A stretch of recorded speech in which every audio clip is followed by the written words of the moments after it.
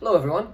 I hope you can forgive me for how informal this structure is going to be, but I thought a video would be better to promote dialogue between us. So I'll be responding to the first question, which is how do these writers, that being Benny Frank and Phyllis Wheatley, how do they redefine terms like revolution, liberty, justice, and, well, in this case, or democracy? What are their expectations of these words? So in particular, I kind of want to focus on liberty just because it had such a similar yet different definition to both of them. Benjamin Franklin considered liberty the sort of absolute freedom, not necessarily to do whatever you want, but the freedom to be able to work and become your own person. It's very evident in his writings that he is a huge believer of the self-made man.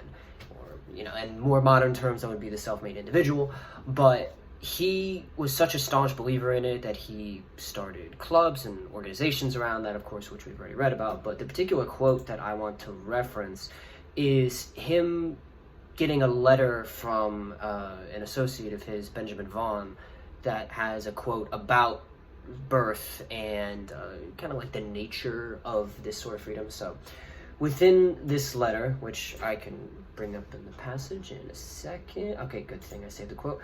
It says, "Sow yourself good as you are good, temperate as you are temperate, and above all things, prove yourself as one from whom your infancy have loved justice, liberty, and concord, in a way that is made natural and consistent for you to have acted as we have seen you act in the last 17 years of your life." So basically, he's saying, hey, you got a lot of freedom now. Make sure that you act accordingly. And that's what Benjamin Franklin did. And because he followed that advice, along with a bunch of, other life choices, he became the man that he became today. However, in the way this relates to Miss Phyllis Wheatley, she had a belief about freedom being the ability to live all together. Obviously, the dynamics of her being a slave during this time in American history certainly paints an interesting picture, but she preaches actually a lot of religious liberty as well, which sort of has a dark irony to it, considering how there was a lot of religious restriction put upon her within the context of a lot of, cruel Christian slave owners. But in the way that she saw liberty, as Benjamin Franklin saw it as being a self-made man, she saw liberty as the ability to sort of coexist under God.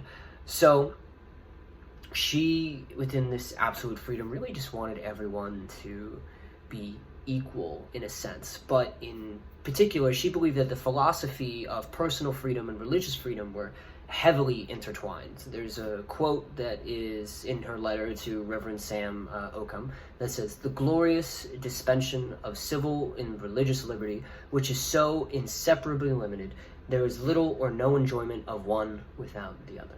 So, if one is not free to be able to live under their God or their religious ideas, then one cannot be free at all, regardless of everything else.